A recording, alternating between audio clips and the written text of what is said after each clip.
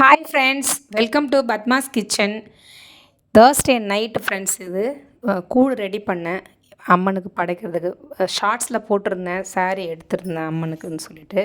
காலையில் சாரியும் மங்கள பொருட்கள் மஞ்சள் குங்குமம் வளையல் எல்லாமே வச்சு கூழ் வச்சு படைக்கிற வழக்கம் எங்களுக்கு.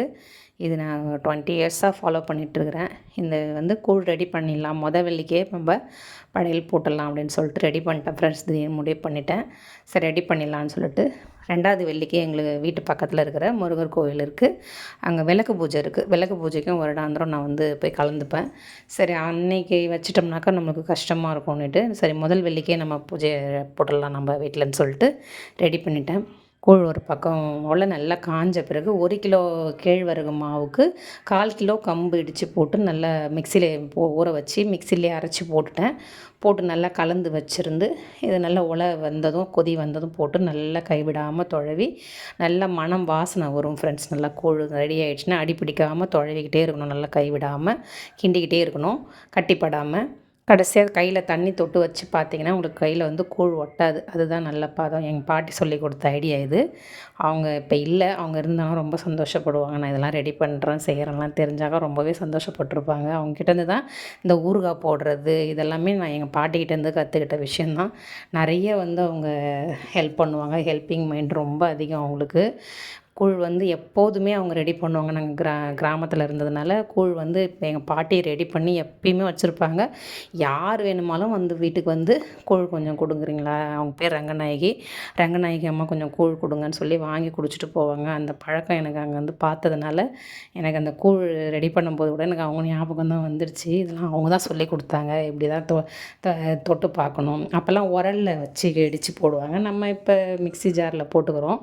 இப்போ நம்ம சிட்டியில் இருக்கிறதுனால அது அந்த பதெல்லாம் அப்போ கூட என் பொண்ணு கேட்டுகிட்டே இருந்தா, நீ எப்படி தண்ணி தொட்டு பார்க்குற, எப்படி தெரியுது உனக்குன்னா, அது அவங்க சொல்லி கொடுத்த பதம் தான் அது. வச்சு ரெடி பண்ணி கூழ் நல்லா வாசனையாக நல்லா இருந்தது ஃப்ரெண்ட்ஸ். பக்கத்தில் கொடுத்தோம் ஒரு 5-6 வீட்டுக்கு, எல்லாருமே நல்லா இருக்குதுன்னு சொன்னாங்க. எனக்கு எப்பயுமே கூழ் நல்லாவே வரும். இங்கே அம்மன் கோவிலுக்கும் ஊற்றுவோம், பக்கத்தில் மாரியம்மன் கோவிலுக்கு. அப்போ 2 கிலோ வச்சு பெரிய தவளையில் வச்சு ஊற்றுவோம். அப்பயுமே நல்லாயிருக்கும் கூழ். எல்லாருமே கேட்டு வாங்கிப்பாங்க, கூழ் நல்லா இருக்குன்னு. அது என்னவோ தெரில, அந்த அம்மனோட அனுகிரகம். கூழ் எப்பயுமே நல்லாவே வரும்.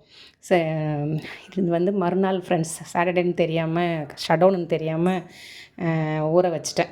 இட்லிக்கு ஊற வச்சு ரொம்ப கஷ்டப்பட்டேன். ஈவினிங் தான் அப்புறம் கரண்ட் வந்தது. ஒரு பக்கம் மாவு அரைச்சிக்கிட்டே, ஒரு பக்கம் அப்புறம் ஹஸ்பண்டும் வந்துட்டாங்க, டீ போட்டு கொடுத்துட்டு சைட் பை சைடாக. கிச்சன் எனக்கு ரொம்ப சின்ன இடமா இருக்கும், ஜாமான் ரொம்பலாம் நிறைய போட்டுலாம் வைக்க முடியாது. அதனால் அப்படியே கழுவிட்டே ஒரு பக்கம் மாவை பார்த்துக்கிட்டே இருந்தேன். ரெடி பண்ணிவிட்டு நம்ம சேனல் இன்னும் நிறைய டிப்ஸு, நிறைய ட்ரிக்ஸு, நிறைய வீடியோஸ்லாம் பிளான் பண்ணி வச்சுருக்கோம் ஃப்ரெண்ட்ஸ். நிறைய வீடியோஸ் கொடுக்க போகிறோம். கண்டிப்பாக சப்போர்ட் பண்ணுங்கள். உங்களுக்கு பிடிச்சிருந்தா பாருங்கள், சப்போர்ட் பண்ணுங்கள். உங்களுக்கு கண்டிப்பாக பிடிக்கும்னு தான் நான் நினைக்கிறேன். பாப்பா கேட்டுட்டு இருந்தா, எடுக்க வாம்மா, தலை வர பின்னம்மா இருக்கிற, எடுக்கவான்னு கேட்டால்.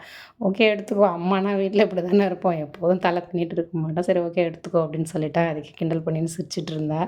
எப்பயுமே அப்படி தான் ஃப்ரெண்ட்ஸ் பண்ணுவா அவள். ஏதாவது ஒன்று சொல்லிக்கிட்டே இருப்பாள், ஜோக் அடிச்சுட்டு எதாவது பண்ணிகிட்டே இருப்பாள். மாவும் ஒரு பக்கம் ரெடி ஆகிடுச்சு, கரைச்சி வச்சுட்டேன், எல்லாத்தையும் கரைச்சி வச்சுட்டேன். தேங்க்ஸ் ஃபார் வாட்சிங் ஃப்ரெண்ட்ஸ். நெக்ஸ்ட் விலாகில் சந்திப்போம்.